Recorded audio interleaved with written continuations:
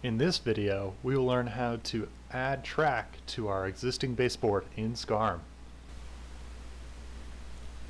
Okay, so now that we have the baseboard, let's get into track. To select the track, you're going to click this drop-down menu here on the left, and as I am building everything in N scale, I'm going to make an N scale layout. With this being a 2 foot by 4 foot board, it's pretty small. N scale is going to fit very nicely. You go down and you'll select N scale or whatever scale you want, and then you can select whatever company track you plan on using. As I plan on using Kato Uniflex track for most of my track, that is the one that I'm going to select. The cool part about selecting any of these is they do have a flex track option. So I'm going to start out by doing the curves on the outside just so that I can get it laid out on the board so I know how much space I'm working with, just visually.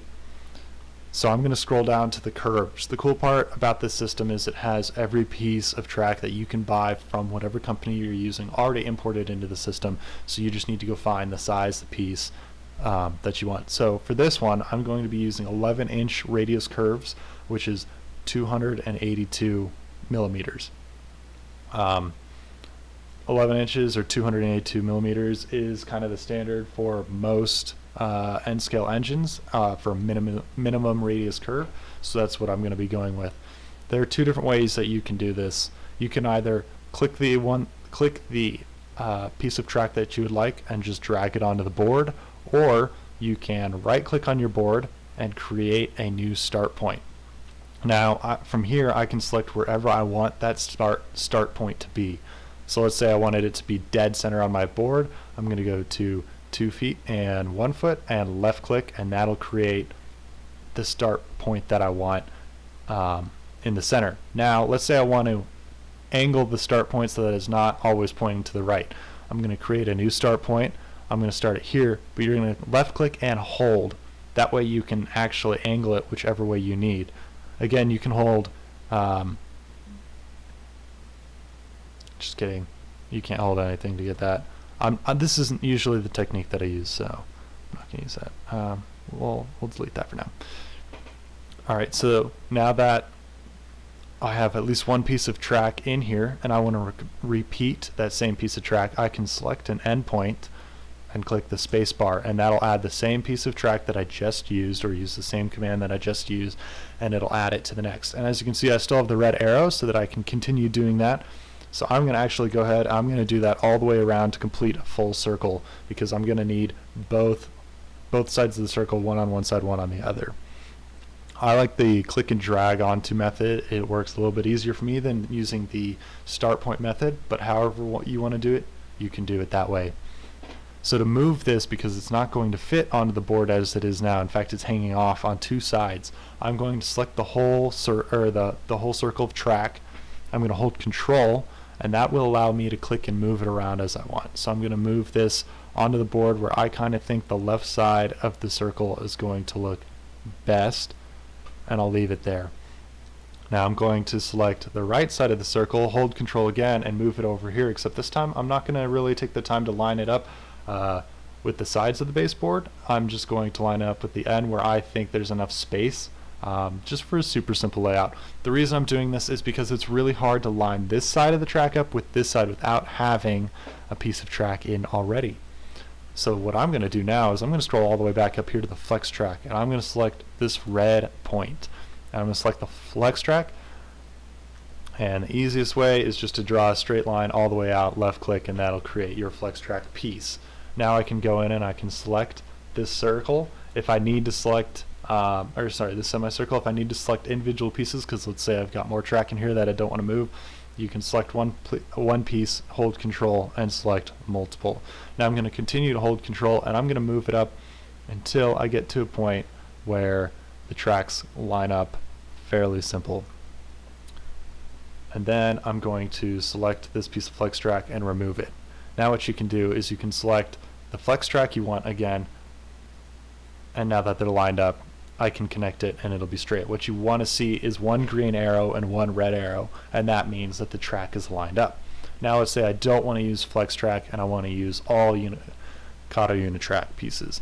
I'm going to select that red arrow, and I can go over here and select whatever straight piece I want. So I'm going to add two 248mm pieces, or 9 3/4, and one 124 piece. Now you can see it's just a little bit long, so I'm going to remove that piece again, and I'm going to add a 64mm piece and move this circle so that it lines up with that piece of track. Now there's a little bit of gap over here. That's why I prefer to use the flex track, because I can get a little bit better design in for what I want. So I'm going to remove those unit track pieces and put the flex track piece back in. If you're using this to get exactly the number of pieces that you'll need, definitely go with pieces. But what I like to do, now that I've got the curve that I want, I remove some of the unit track pieces and select flex track, and I can line that up with it as well. This saves track, especially in the free version. You only get so many pieces of track, figures, trees, just any sort of, you only get so much editing in the free version before they ask you to pay for the full version. So if you're building a bigger layout, definitely recommend buying the full version. But if you're building a smaller layout, you can get away with the free version just fine. With this being a really small version of a layout, I'm not going to do a whole lot in terms of track, but I'm still going to go ahead and create a bunch of flex track pieces here. So let me go ahead and do that real quick, and I'll be right back. Alright, so now that I have my side circles, I want to put in a little bit of chicane here just to add some interest to the layout.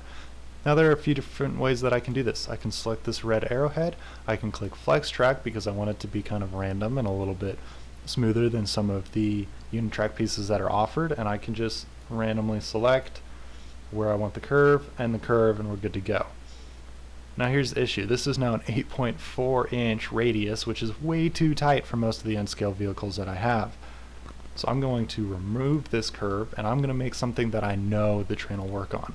Now you can go down, you can select the radius curve that you want, but I only want it to be a 23-degree angle curve. So what I'm going to do is I'm going to select Tools, go to a toolbox, drop down, and select Flex Track Modeling.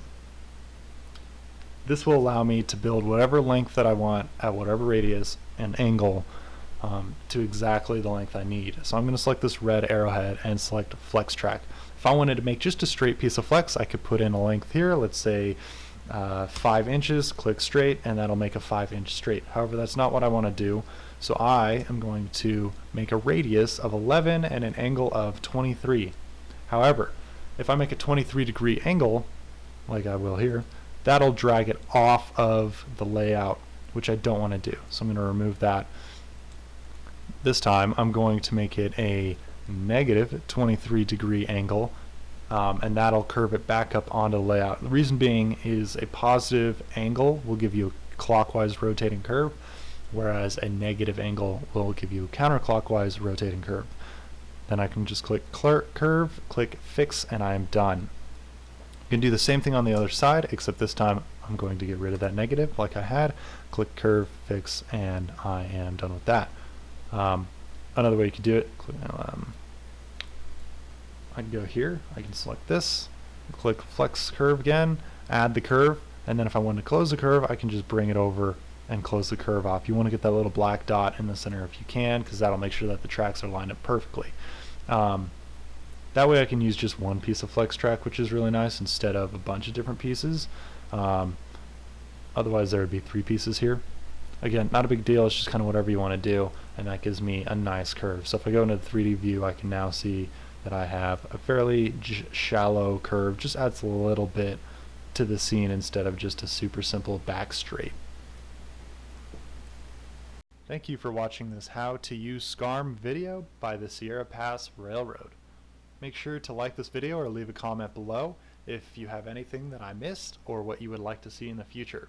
Also make sure to subscribe so that you do not miss out on future how-to videos or layout updates. Thank you for checking out the channel and watching this video. Have a good one.